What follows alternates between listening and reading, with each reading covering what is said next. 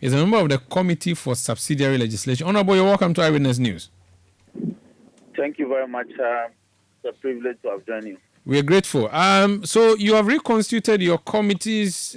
Interesting stuff we are seeing in there. The one that is jumping at us is Committee on Ways and Means, Committee on Ethics and Standards.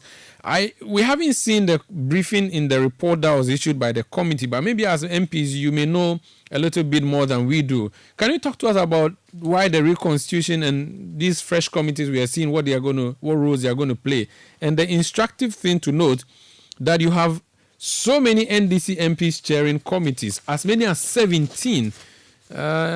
Interesting, out of 43. Yes. Now, thank you very much.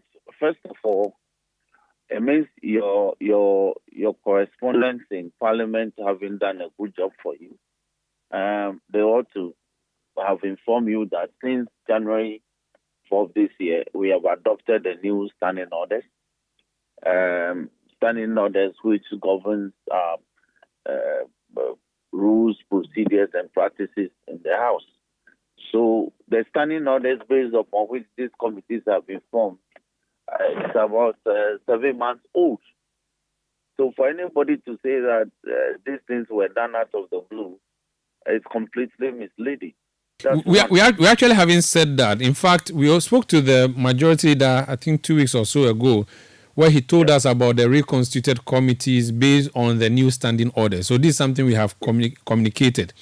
We just want to learn from you.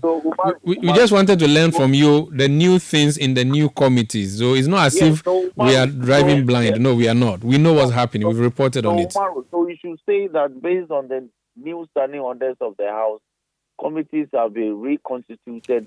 Honorable member, I have said that a number of times already on this show tonight. So what I have not said, which we are asking for clarity, is that what does a committee on ways and means, for instance, do? And we are saying that the report did not capture that. So I wanted you to enlighten us. We are aware that there's a reconstitution, there's a new standing orders. Umaru, when you ask the question, allow. Yes, but not when you attack my correspondent in Parliament and say that he has done us a disservice when he has not.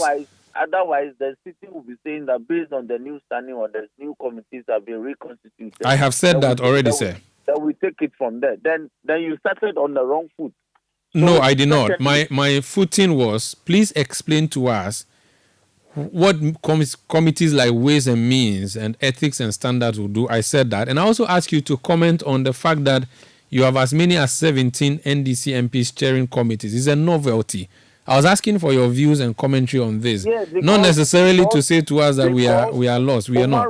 Why are you, Omaru, if you don't want us to do this, otherwise, then you would have established from the new standing orders that a lot of committees have been established to be headed by the party not in government. So this information would have come to you before today. So members of the party not in government chairing those committees wouldn't be a new thing to you. You would have been asking for the rationale. Rationale is that we want Parliament to have the power to exercise more oversight. The complaint or the criticism against the old standing orders is that a lot of the committees that are supposed to check government and government agencies are headed by members of Parliament who belong to the party forming government. So more often than not, Parliament is not able to assert itself in terms of exercising oversight. So Parliament is departing from that formula to now ensuring that a lot of the committees that are supposed to have oversight of the agencies and the ministries are chaired by members of the party not forming government. So they will have the stronger hand to demand accountability. That is the essence of what has happened today. We appreciate you for the explanation. And then too, the committee of Ways and Means used to be the committee that exercised oversight over such bodies as the Electoral Commission, as NCC, as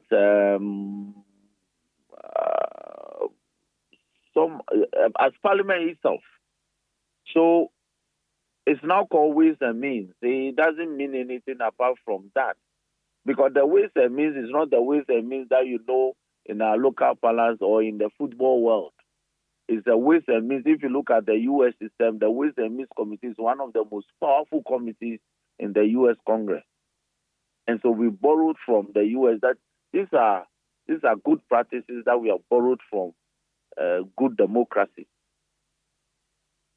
So if the Committee on Ways and Means is to deal with other bodies, why do you have a committee on other constitutional bodies? I have seen that as well. Independent. It's called independent constitutional body. So if independent constitutional bodies are taken care of by this committee, why do we have Ways and Means then? The Ways and Means Committee will still have oversight over other agencies that are not constitutional body, independent constitutional bodies. Such as what?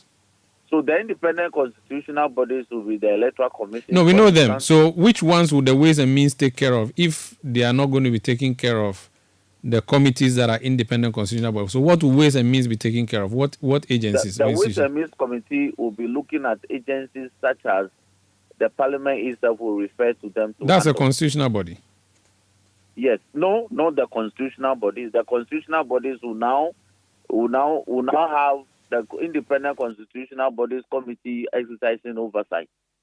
But there are a lot of other agencies that Parliament exercises oversight over.